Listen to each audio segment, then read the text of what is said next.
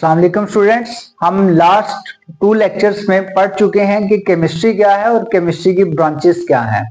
अभी केमिस्ट्री की ब्रांचेस के मुतालिक एक्सरसाइज आई है, उसको हम सॉल्व करते हैं। उससे हमने आइडेंटिफाई करना है, कुछ क्वेश्चन हमें गिवन है, हमने पहचानना है कि इनका ताल्लुक किस ब्रांच ऑफ केमिस्ट्री से है। अब देखें, जो एक्सरसाइज में हमें क्वेश्चन दिया गया है वो ये है कि lunar mission has recently brought sample from the moon. Lunar mission वो मिशन होता है जो चांद तक भेजा जाता है, to explore the moon, to explore the surface of the moon. यानी कि सतह, जो सतह है, किसकी सतह? मून की, चांद की सब सरफेस और ऑर्बिट्स वगैरह को स्टडी करने के लिए जो मिशन भेजा जाता है चांद तक, उसे कहते हैं ल्यूनर मिशन। तो लूनर मिशन जो है उसे भेजा गया चांद तक, तो उसने कुछ सैंपल लाया। कहां से? मून से, चांद से। The following experiment were then carried out on it. फिर कुछ तजर्बात किए गए उस सैंपल के ऊपर। Point out the branch of chemistry these experiment are related to. यानी कि आपने किसको पॉइंट आउट करना है? ब्रांच ऑफ केमिस्ट्री को, जो रिलेट करती है इन एक्सपेरिमेंट से। तो जो पहला एक्सपेरिमेंट है वो है डिटरमिनिंग इट्स कंपोजिशन। तो स्टूडेंट्स याद रखें, हमने एनालिटिकल केमिस्ट्री को पढ़ा है।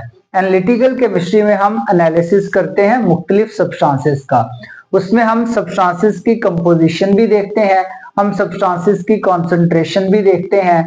तो अब देखें कि डिटरमिनिंग इट्स कंपोजिशन, वो जो सैंपल आया था मैटर का, उसकी कंपोजिशन को जिस ब्रांच ऑफ केमिस्ट्री से डिटरमिन कर सकते हैं, उस ब्रांच का नाम है एनालिटिकल केमिस्ट्री। तो ये आपको एक एमसीक्यूज के तौर पे भी पूछा जा सकता है कि हम केमिस्ट्री की किस ब्रांच से जो है किसी भी सैंपल की कंपोजिशन को डिटरमाइन कर सकते हैं। तो वो आपके पास जो ब्रांच है केमिस्ट्री की, उसका नाम है एनालिटिकल केमिस्ट्री। दूसरा जो आपके पास सवाल है, यानी कि जो लूनर मिशन ने सैंपल लाया, उस सैंपल के ऊपर जो एक्सपेरिमेंट किया, उसमें दूसरी बात यह है कि उस सैंपल की जो फिजिकल प्रॉपर्टीज है उनको स्टडी किया।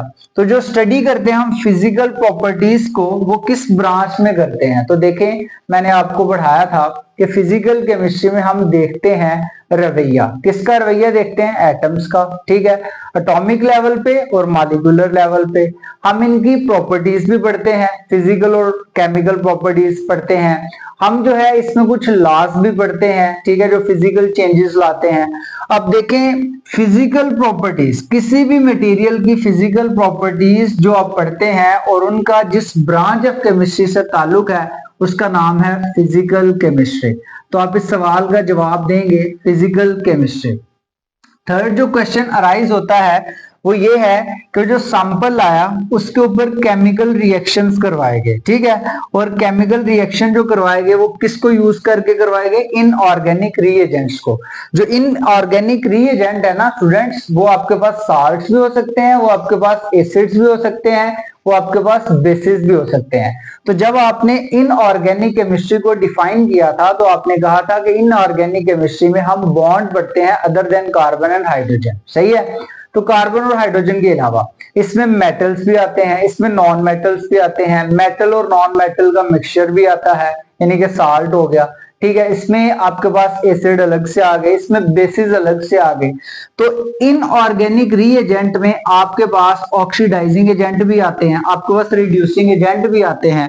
तो जब आप इनऑर्गेनिक रीएजेंट को यूज करके केमिकल रिएक्शन करवाते हो तो उसका जिस ब्रांच ऑफ केमिस्ट्री से ताल्लुक है उसका नाम है इनऑर्गेनिक केमिस्ट्री। तो आपने इस तरह से जो आपका एक्सरसाइज का क्वेश्चन है उसका आंसर कर दिया कि जो लूनर मिशन से सैंपल लाया गया था, उस सैंपल के ऊपर जो हमने तजर्बात किए, वो तजर्बात का जो जवाब है वो आपके सामने है।